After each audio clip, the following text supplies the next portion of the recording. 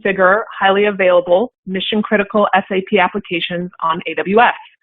My name is Alexis Burnett, and I'm the Global Senior Director of Marketing at Syntax, and I will be your host and moderator for today's presentation. When you join today's webinar, you selected to join by either phone call or your computer audio. If for any reason you'd like to change your audio selection, you can do so by accessing your audio pane in the control panel. From the control panel, you'll also have the opportunity to submit questions to today's presenters by typing your questions into the questions panel. We will collect the questions and address as many as we can during the Q&A session at the end of today's presentation. Also, at the end of today's event, there'll be a brief survey. Please stay connected until the end of the broadcast and submit your feedback, as your opinion does count. Lastly, a recording of today's presentation will be available on YouTube via an email that will be sent 2 to 3 days after the conclusion of the event. So do keep an eye out for the follow-up email sent to the address you provided when registering. So again, welcome to today's live webinar, How to Manage and Configure Highly Available Mission-Critical SAP Applications on AWS. Again, my name is Alexis Burnett. I'm the Global Senior Director of Marketing at Syntax, and I'm going to be moderating and hosting today's webinar. Thank you so much for joining us. I'm happy to announce our speakers today.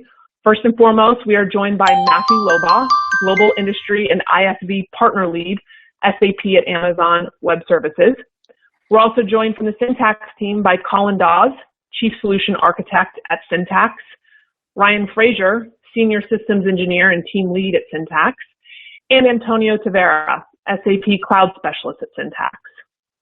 Today, you will learn how to run a highly available SAP infrastructure on AWS, and you will see a failover demo from Syntax. And remember to please post your questions in the chat box throughout the event. At the end, we will review all of your questions at the end of the session. So let's kick it off. I'd like to introduce you now to Matthew Lobaugh, Global Industry and ISV Partner Lead, SAP at Amazon Web Services.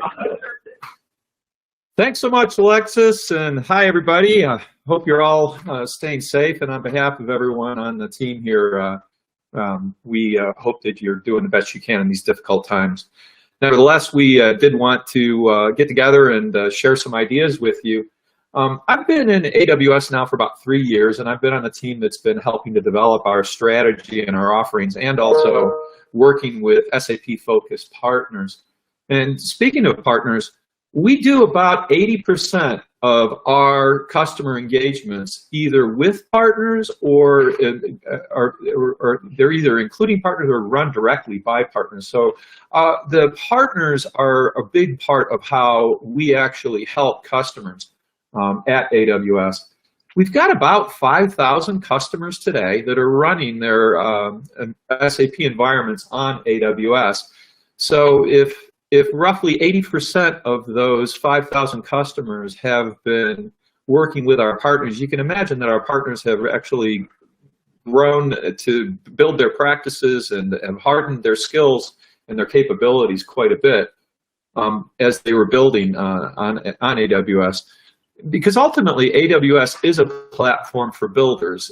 We're very happy to have as rich a platform with as many features and as many services and things that you might want to configure and use. It does, however, present a little bit of a double-edged sword in some cases. On the one hand, you have the ability to build just about anything, from the simplest app or connector to very complex capabilities. On the other hand, not everybody really has a very well-staffed and large IT organization and wants to build everything, from the get-go in-house, which brings me to why we're here today.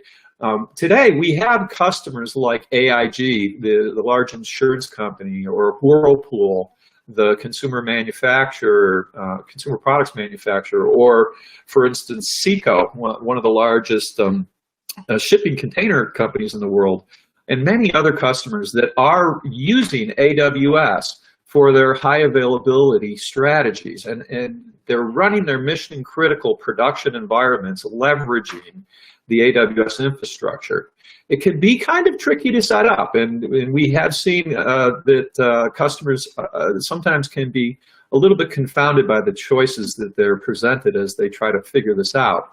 And so what we're going to do with our colleagues at Syntax today is unpack some of your options and to kind of get a good look at what some of the best practices are. So enough of that. At this point, I'd like to turn the mic over to our friend Colin. Colin? Okay. Thanks, Matthew. I'll just say a couple things about Syntax here, give you a brief introduction to who we are and what we're all about. And if you have any questions, we can always follow up later. But let's get started with a quick intro to Syntax. So it won't take too much time, but Syntax, we've been in business for over 45 years, over 1,200 employees globally, have been supporting SAP for a very, very long period of time, and have been doing cloud and managed services for over 25 years. We are a global company with multiple locations, data centers, and offices across the globe in various different countries. If we had one snapshot of a slide that said what we did, we're really organized around ERP cloud solutions for both SAP and Oracle, whether it be private or public cloud, as well as application managed services and consulting around that. So we take over the back office management of the ERP. We do as much or as little as companies want us to do. We also offer consulting services for installations, upgrades, associated technologies associated with that, what we call the ERP ecosystem, because there certainly are a number of different add-ons to these different products. And of course, we do offer public as well as hybrid and private cloud solutions in a variety of different clouds. Just a quick snapshot. We have over 40-year history with SAP. We're about the 7th customer of SAP. So we have been doing this for a very, very long period of time, and are well known throughout the industry. So over to you, Matthew, just to say a few words about AWS.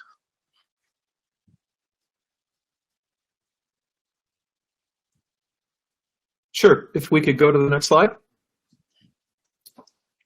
AWS, as some of you may know, really kind of started the whole idea of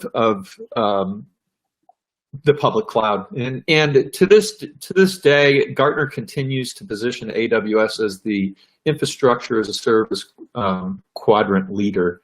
It's probably worth noting that if you go out and take a look at most of the analyst reports, we continue to be recognized for the breadth of services and the innovation acceleration that we can bring to customers. And that's probably all we need to say there. We can move on. Okay. So I'm going to start with a bit of a high availability primer. This is a solution that comes in various different forms. We're going to present to you one flavor of this as we go through the demo. There are many different permutations here.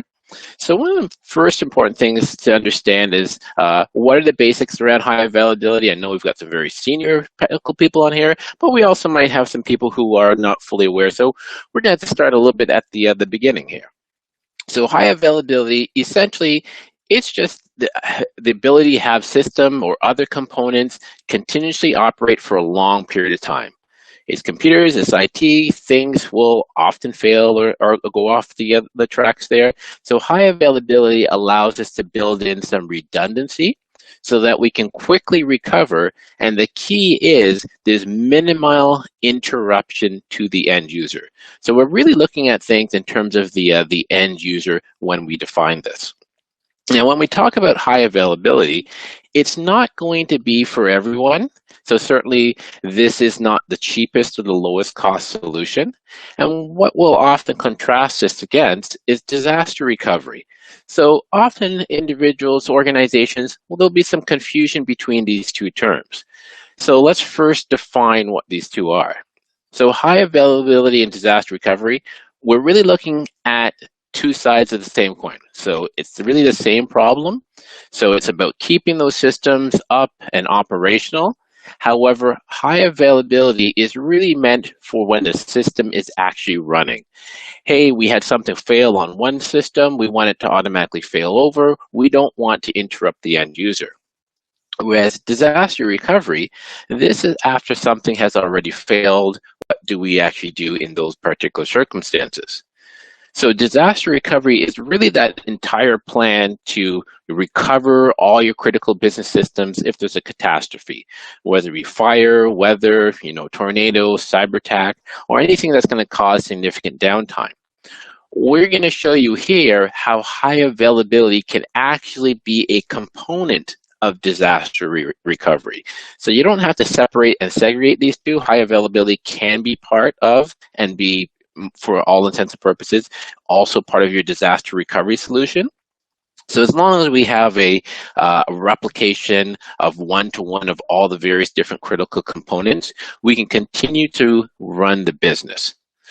So in terms of determining if we actually need this, some of the key steps that we need to do is what's the impact to the business if critical systems are unavailable.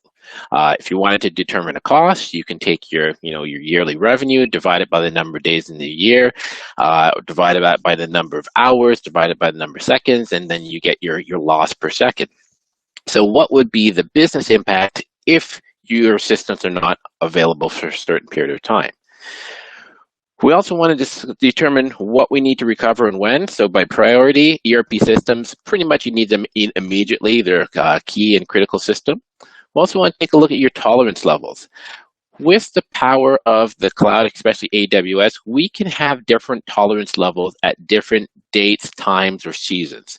So for half the year, you may determine that, this is our business season. We need to have high availability for these, 4 or 5 months. However, at other certain points of the time of the year, you may not need that. So you can scale that down and scale that up as required. Also, establishing these requirements are going to really help determine what is the solution that we actually need here. Is it HA? Is it disaster recovery? What form of high availability? What should be the overall configuration? And, how much we should pay for that. So we always want to put a cost on these various different items. So how do we determine the tolerance level? Now we're going to take two terms that are often assigned to disaster recovery, RPO and RTO.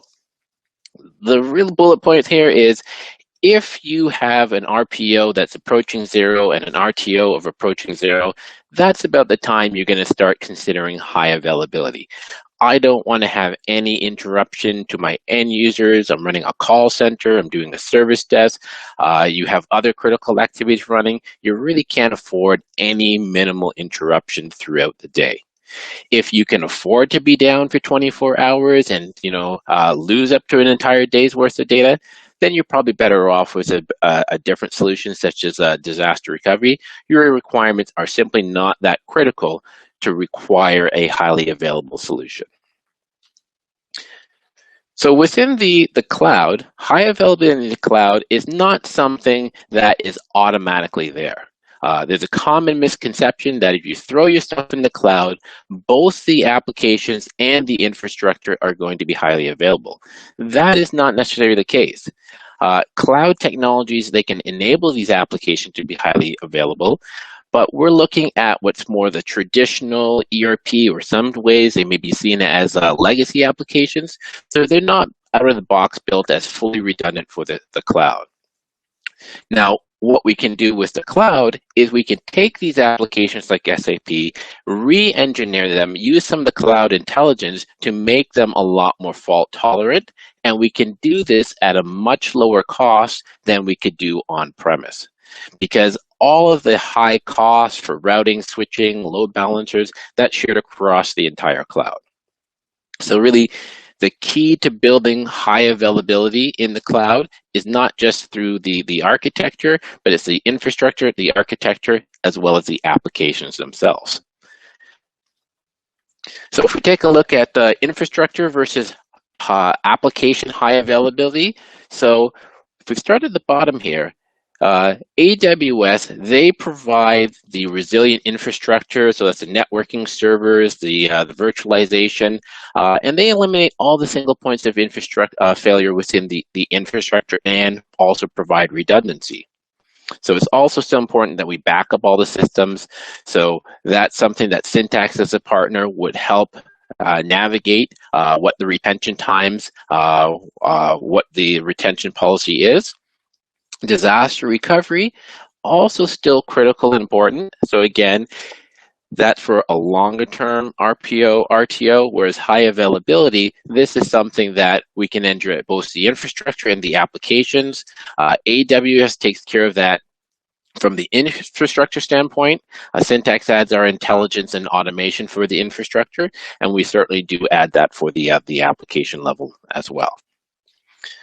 So if we're taking a look at the overall spectrum here, so what we see here right at the bottom is replication can take us so far until we need to have greater availability, very much reduced downtime. So that's where we rely on clustering or mirroring technologies. So infrastructure high availability, if we take a look at the big boxes, typically if we're doing things just at the infrastructure level, if there's a failure, we may have to do a manual application restart. That means we got to restart all the applications, and manual application repositioning means you have to go back in, you may have to delete things, clean things up, and tell the user, go back to exactly where you were. We can also move on to a little bit more automated application restart. So an automated application restart is going to put some intelligence in there where things start up again in the proper order and go through their validation.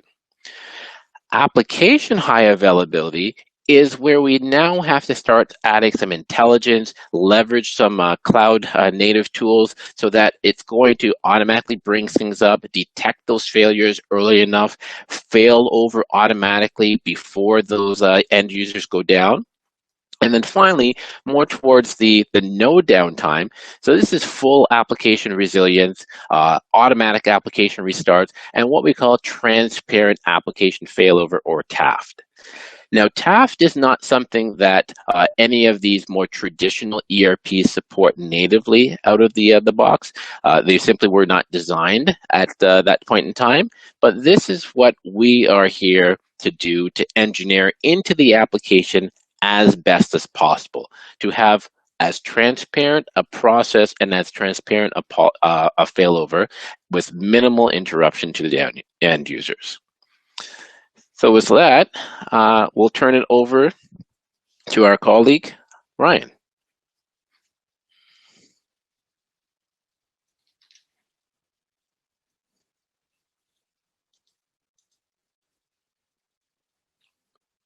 Ryan, are you there? For high availability for SAP on AWS. For this section of the presentation and demonstration, we'll be using SAP Business Suite S/4HANA. The SAP Business Suite is designed to run only on SAP HANA. It uses modern design principles called SAP URI UI and addresses all functionality of SAP ERP central components. Along with that is the SAP HANA, with its advanced in-memory platform and operational database systems. Okay, so just one of the things that we take advantage of here is, now that we know which version of SAP, we take advantage of a number of unique features of AWS to ensure that we have full availability. So back to Matthew just to talk about some of those quick features. Sure, thanks, Colin. At a high level, what AWS really is a global platform. It's globally available infrastructure. What you can see here on this slide is where we are currently. Today, we have 24 geographic regions. We think of our starting point for having a discussion about this as a regional location. And within those regions, we have availability zones. Today, we're in about 42 countries, something like 84 cities.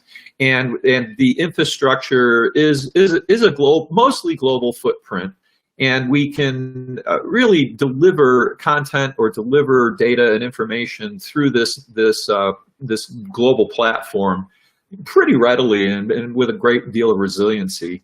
You can see here that most recently we've opened up some locations in Milan and Cape Town in South Africa, and we've announced additional regions that are going into Indonesia, Japan, and Spain. So we're going to continue to grow this footprint, and we typically do that based on where customers are telling us we should go next. And if you go to the next slide, I would encourage everybody that is considering moving their production environments into AWS to really get educated about this idea of our regions. The AWS regional design and how it works with the availability zones is actually still unique. There are others that do things that are similar, but it's worth trying to understand the differences. AWS is really built the regions with the idea of multiple availability zones, and it's built with to be highly available, highly scalable, and highly fault tolerant.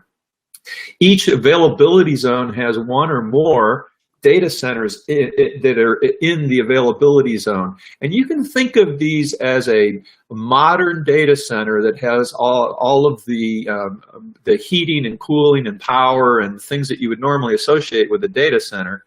And in an availability zone, the data centers are physically fairly far apart. So you can think about that in terms of miles rather than you know, a availability zone being in one building and then across the street in another building.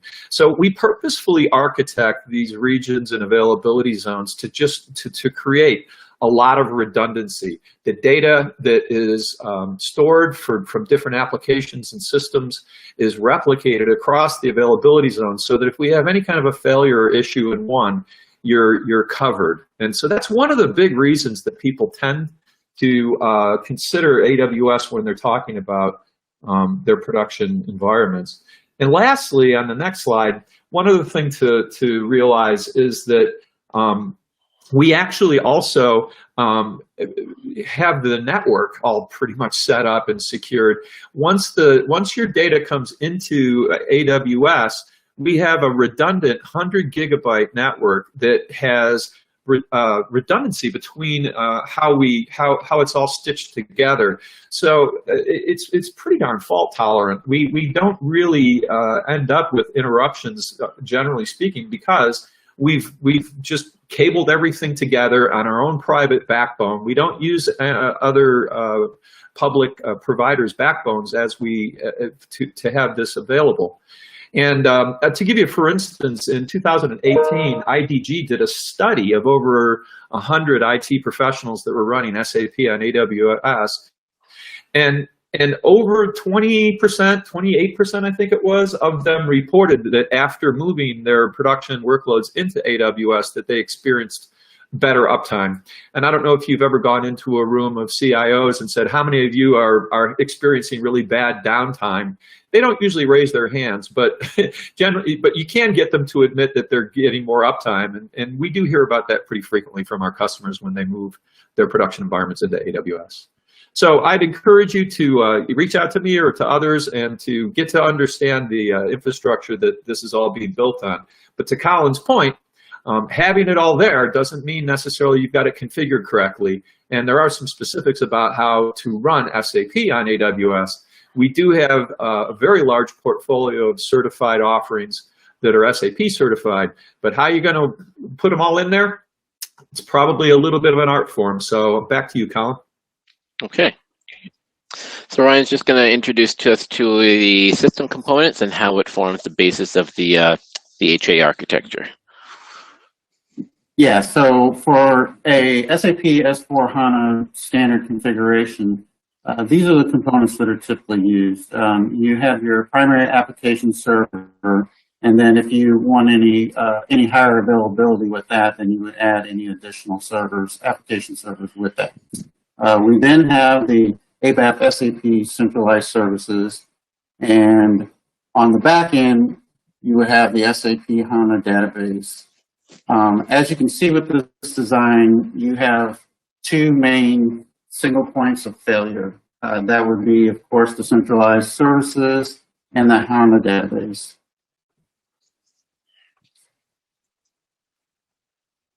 Okay. So in terms of high availability, what we need to incorporate into the strategy are a couple of different concepts. So in terms of overall strategy, you have to eliminate single points of failure, which AWS does for us, provided through the infrastructure, the network, and the applications. We also need to have a multi-site configuration. It's really no advantage trying to run high availability within the same data center. You need at least some geographical distance between those. And that's what the AWS availability zones provide for us. They provide enough geographical distance between availability zones that they're not going to get this, be on the same power grid. You're going to be, miles and miles apart. So that's what AWS also provides us. And what we do from a syntax perspective is we just pick the appropriate zones. So that's why our logo is up on there as well. Balancing and failover. So you need to have a reliable connection and failover mechanism, and you have to implement that within the application. AWS provides a lot of the building blocks, but you need to stitch those building blocks together in order to get a workable solution. So that's what we do at Syntax. The high availability application awareness, I think it's pretty obvious that applications engineered around the era of SAP don't have full application high availability built into it. It means they don't support transparent application failover. They're not stateless connections or anything else. So we have to build some intelligence into the application, and that's really why we're here and what we'll kind of see in the demo. And of course, there's going to be pros and cons and different things that happen at different stages of failover. Monitoring is what our secret sauce is. Syntax has been at the SAP game for 40 plus years. We've built a lot of intelligence, a lot of monitors out there to continuously monitor not only the infrastructure, but also the applications. So we can do some self-healing, remove things, add them back through predetermined processes. And of course, finally, you have to test, and retest, not just before you go live, but also on a regular basis. So back to Ryan to talk about our high availability solution. Thanks, Colin. Yeah, so unlike our last slide that we had with a typical setup, as you can see with this HANA high availability here, we are actually spreading everything across multiple availability zones, and then along with doing that, implementing clustering on both the central services and the database backend. We also utilize such services as EFS, and then snapshots, and then AWS S3 for backups.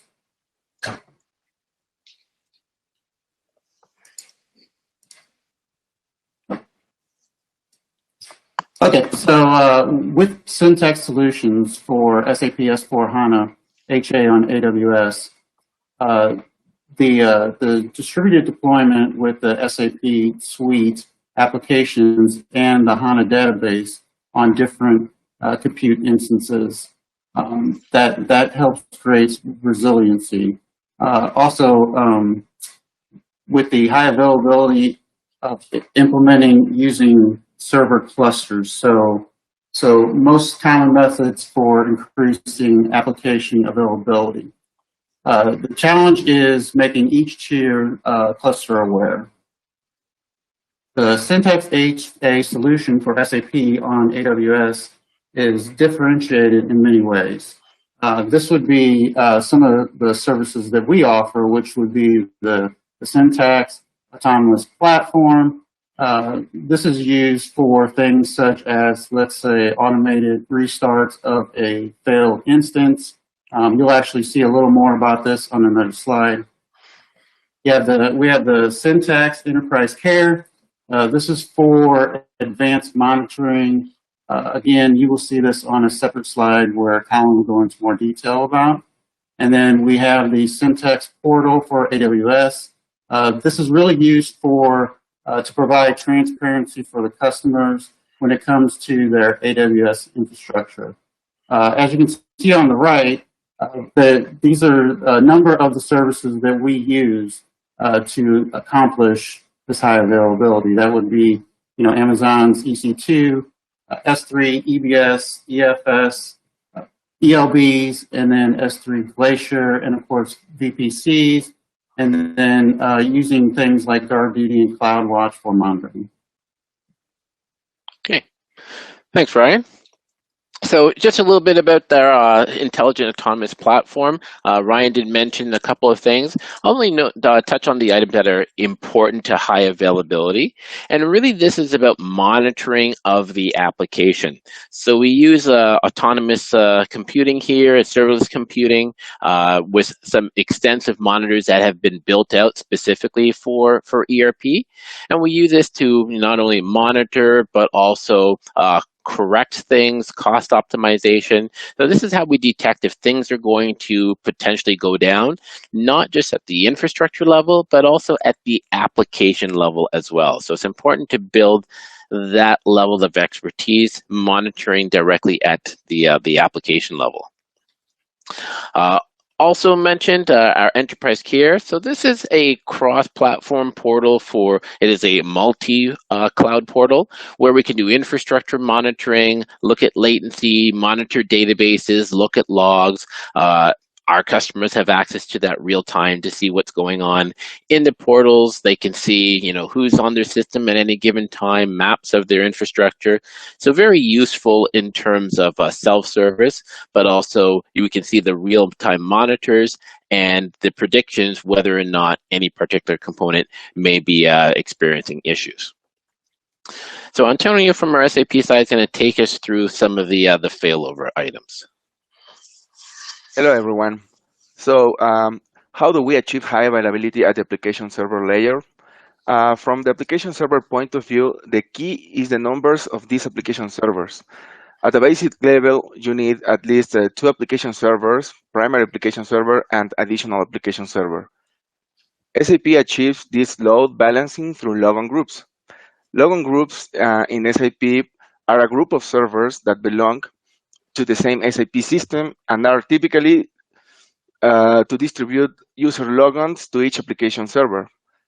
If an issue hits one of the nodes, all users connected to that node will be kicked out, but users will be able to log in as the other application server will be up and running. Thank you, Colin.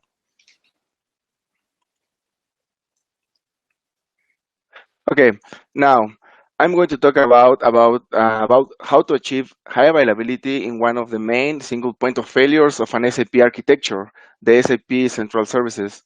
For the Central Services, we recommend the recommended procedure is to use NQ Replication Server or ERS. Central Services and ERS are installed on a shared disk in both hosts. NQ Server will keep the log table, and the ERS will keep a replicated copy of the log table. A third-party cluster software will provide the automatic failover mechanism for the ACS instance.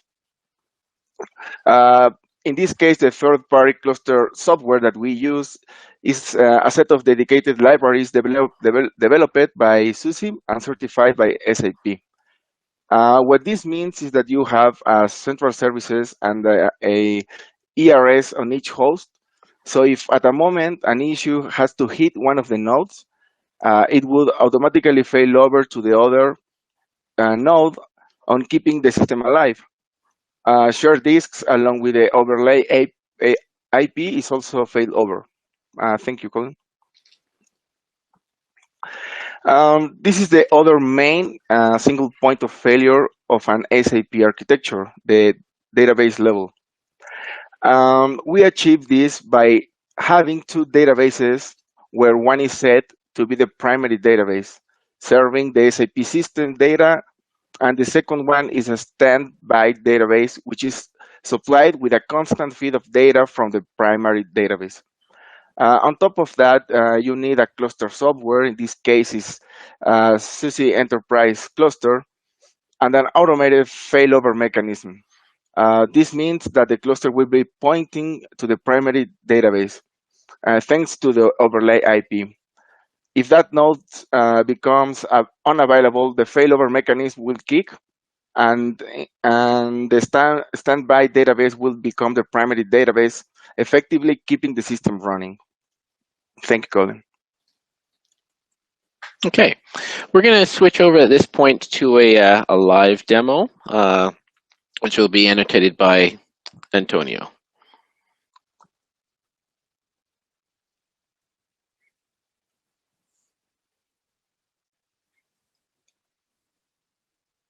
Okay, today I'm going to show you failover on both the central services and the DB cluster. So I'm going to show you how they works. Now I am showing here the centralized services cluster along with the NQ replication servers. I'm showing that all of these tests must pass, so the failover mechanism triggers without issues. So these are prerequisite for a right configuration of the centralized services and ERS software. This is going to be a soft failover. So I'm going to trigger the failover by command, so it won't be like a failure simulation, and it will take only minutes to do that. So I am showing another component of the configuration. And finally, I'm showing that we are using SUSE Linux Enterprise Server. This time is version 12, support package 4. Okay, so I'm going to show you now the status of the cluster. So we have the overlay IP mounted on node 1. The centralized services is running on node 1, and the NQ replication server is running in node 2. What I'm going to do now is to show you the NQ log table. Of course, this is a demo system, and the workload is kept at the minimum. So the NQ log table will be empty. So right now there are no logs. Of course, in a production environment, we will have 100 or even thousands of log entries here. So what I'm going to do now is to create one log entry by editing one user, and this will lock the user table for my session. So this is the edit mode, and okay, the log entry is there on the system. So right now I'm going to trigger the failover. So I'm going to failover the centralized services from node 1 to node 2.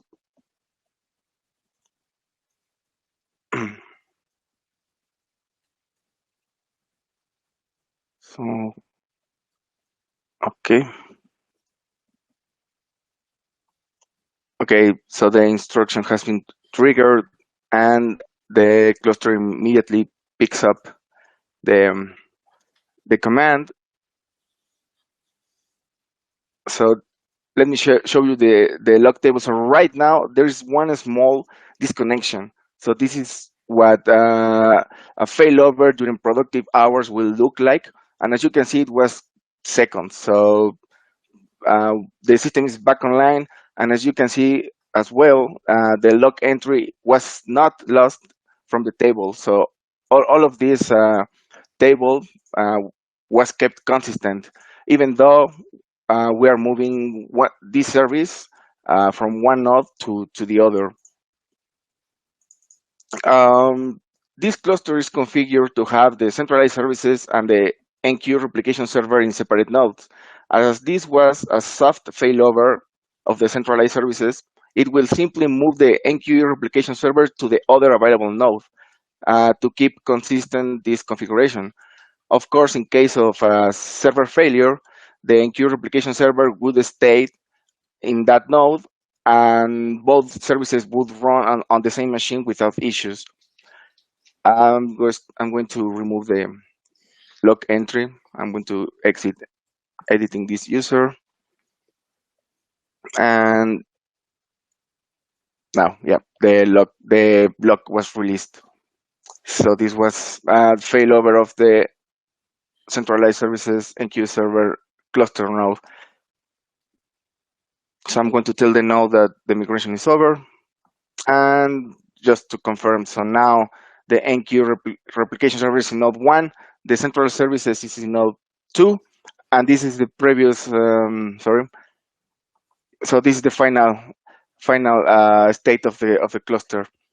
So now let's go to the database cluster. What I'm showing you here is the replication configuration. So this node 1 is the master, the node 2 is the slave. Both databases are in sync. So the cluster is working fine. So I'm going to check the database status from SAP. So this DBA cockpit.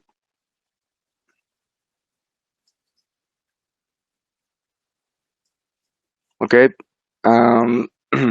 SAP reports that the active node is the host 1, AWS DB 01. Let me log back in.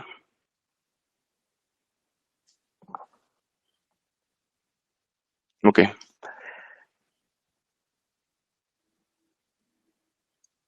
And now I'm going to show you the cluster configuration. So that was at database level. This is at cluster level. So we have the IP on node 1. We have both HANA resources running on both nodes, because one is one master, the other is the slave, and the cluster knows which is the master and which one is the slave. Okay, so this is the good part. So I'm going to simulate a server crash. So what I'm going to do is to shut down entirely the primary node of the HANA database. So it will just go away. So I'm going to stop it directly from the console. Okay, we lost connection from SSH. The node 1 is gone, totally gone. So let me monitor the cluster node from the available, the cluster configuration from the available node. And as you can see, right now the failover is happening automatically, and there's a little application freeze. This is again, this will look like this. If we have a failover or a failure during productive hours, we'll have a small amount of disconnection there. As you can see now, the IP has been automatically moved to the secondary node, and the database is doing automatically the takeover. So the once secondary node is now becoming the primary, and will take over the operation of the SAP system. And this take 2 or 3 minutes more to complete. So this whole mechanism is totally automatic.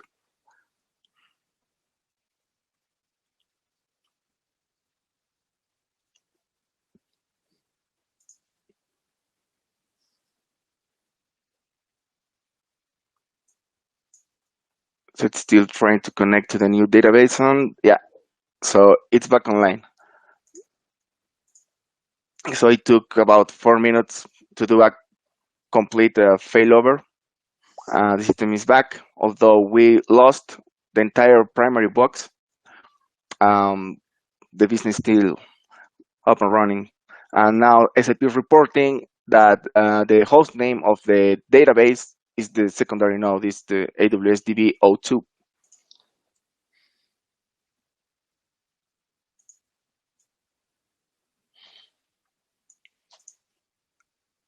And yep,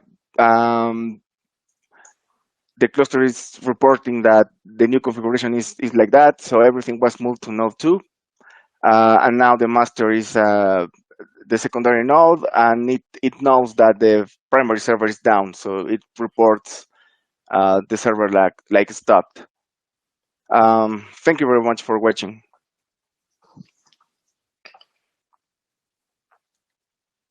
Okay, thanks, Antonio.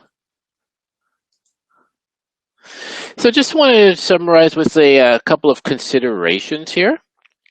So as you saw, really 24/7, 365 uptime is possible mostly. There's different user experiences depending on where things go astray, but certainly this is a much better solution than simply having a prolonged period of outage. So high availability also creates a very scalable architecture, because this is really impossible to outgrow. You can really scale this across, AWS regions within a region, and really you can size this up to whatever you need it to. Through our advanced monitoring and automation, we can create a self-healing environment. You need to be able to monitor, predict things, not just at the infrastructure level, but also at the application level. And pretty much near zero data loss, so an RPO pretty close to zero, and an RTO, recovery time objective, also pretty close to zero if the central services or the database fails. However, there are a few limitations, and we did show you that in that failovers at different tiers produce slightly different end user experiences. So in the case of the central services failure, the user sessions, they're likely going to hang until the other side of the cluster takes over. They may be disconnected. So it's not 100% seamless. And in this particular example, we've done an active-passive database replication. And if there's a database failure, the user sessions are probably going to hang. They're probably going to disconnect. There may be some various different end user experiences there until the other database is integrated and it's set up and active. Additionally, if there's any SAP background job running, it could get canceled, depending on what type of task is running and what occurs during the actual failover. So just something to be aware of. Other things to consider, and this is really kind of looking at the entire ecosystem. So for SAP, you can bring your own licenses to AWS, so that's a great advantage there. There may be different workloads, so for high availability, both sides are active. So if we have this spread across multiple availability zones, then you would have to, you're consuming those resources, so you have to pay for both sides of those. If you have other things within your ecosystem for ERP, other third-party add-on products, just consider that those may be have slightly different licensing models for high availability. Maybe there's some cost savings for that, so you don't have to pay 2x. So that's something to consider. What's the cost implications of that? Especially if you're only licensed to one server and you go to two, you may have to incur additional charges. And of course, why Syntax? We've got a lot of experience here. 25 plus years of managing customers, dedicated DevOps and SysOps team. And our focus really on automation and autonomous computing. So just to kind of summarize a couple things for us all here before we start opening up to questions. So high availability, it can really protect against faults during active operations. So this is something that is not for everyone. It can be expensive, it can be difficult to configure and administer, and it may not be something a lot of organizations want to take on. So there certainly is a cost reduction to achieving high availability within AWS. It's a shared resource model, so that's going to definitely drive down the cost. And of course, there's definitely advantages just having us, us at Syntax, help you with that process and manage that environment. Through our autonomous intelligent platform and the self-healing we build into the other monitoring. So high availability, it's a great fit for those critical applications that are the very backbone of your organization, such as ERP. Other things, they don't necessarily have to be running 24/7, 365. And in some of those cases, disaster recovery may be a more cost-effective solution. But if you're looking at a very small RPO and RTO, then this is certainly the solution that can be part of your considerations.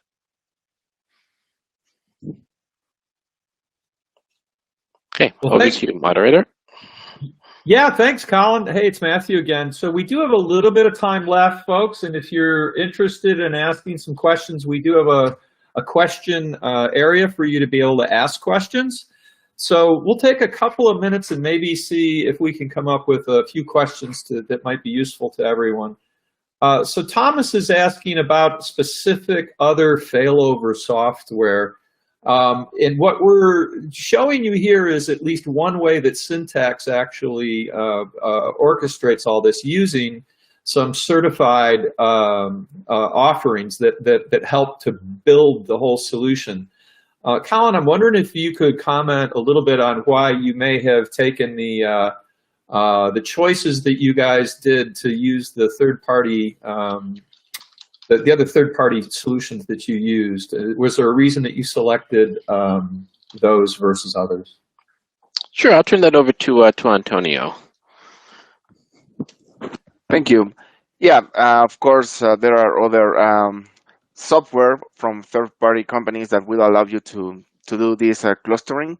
Of course, Red Hat is supported. The other one is SIOS, that's also supported. And at Syntax, we use SUSE, but there's not a specific reason about that. Any solution will work and will provide the same capabilities. Great. Hey, here's another interesting question. So Krishna is asking, while I understand HANA is being used for replication, what happens if my ERP is actually running on a Sybase database? How would you folks approach that? Okay. This approach and this case is specifically for HANA. For Sybase, it's also possible to do this, but it's just another type of design at the database level. Of course, if your ERP is running under Sybase, you can do this very same configuration for the centralized services and ERS part. So that doesn't change. The only difference will be at the database level, and other mechanisms have to be implemented. Okay, cool. Here's an interesting one. For the HANA database, do you consider the active configuration? And if so, how would you need to actually create a cluster for that? Yes, for this cluster certified by SAP doesn't use active. It has to be always active passive. Yes. These are great questions, by the way, folks. And I think, if nothing else, what we're getting out of this is that there is a lot of choice, right? There's plenty of things ways that you could do this. And certainly some of the principles that you're seeing here can be applied to your configuration. Sam is asking us, for an organization within a single country, can sufficient SAP high availability be configured within a single AWS availability zone?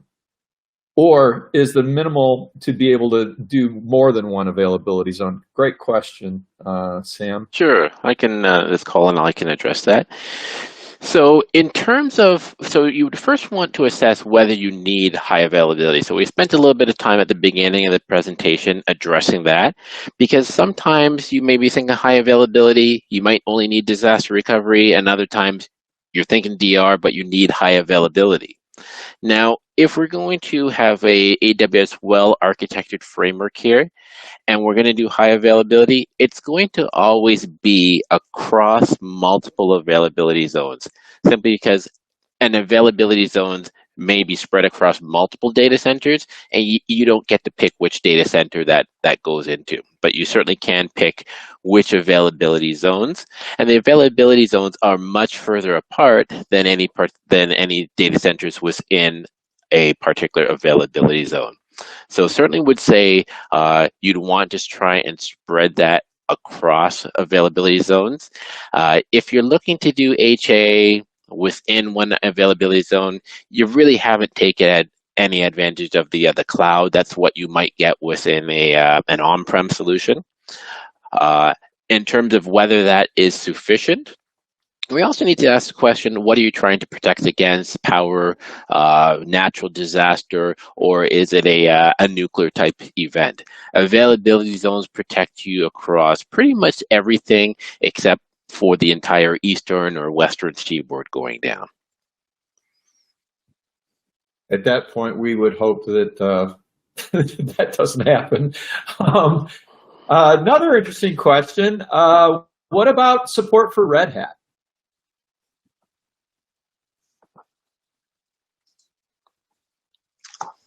So Antonio, you want to address that? Yes, as I said, this cluster configuration is also supported with Red Hat operating systems. Yeah, there's no special difference, but here at Syntax, we use most of the time SUSE, and we build clusters using SUSE. Yeah.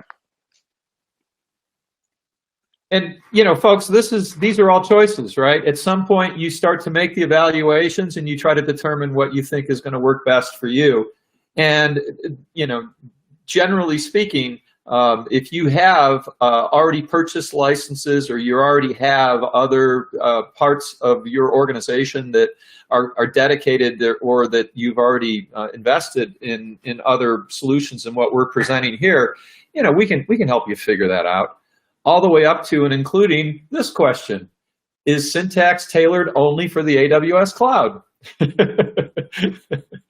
Okay, no, I can answer. Yeah, so no, we're certainly not tailored for just one particular cloud. We support a variety of different clouds. I think that might have been the fourth slide in the deck. However, the majority of some of these advanced ERP designs initially start within AWS, certainly, and that is our go-to partner, simply because AWS allows us a huge amount of serverless computing through their Lambdas, automation. We have built out a number of features there as the stepping stone. We do have a multi-cloud approach where we support other clouds, but we're certainly here to talk about all the advantages of AWS and why that's our number one choice and starting point for any of these ERP HA designs on public cloud. Thanks for that, Colin. At this point, I think we want to turn the mic back over to our friend Alexis to close out the show. And personally, I really appreciate the Syntax team taking the time to work with us on this. And thank you all for your time. Alexis? Yep. Thanks so much, Matthew. Lots of great questions out there. Thanks for being engaged, everyone, and joining us today. We'd like to leave you with just a few links here on the screen where you can learn more about AWS and SAP on AWS, specifically with Syntax. Also, please remember to stay connected and complete the brief survey at the conclusion of the webinar. You'll be receiving an email with the on-demand recording, as mentioned at the beginning, in the next 2 to 3 days as well. So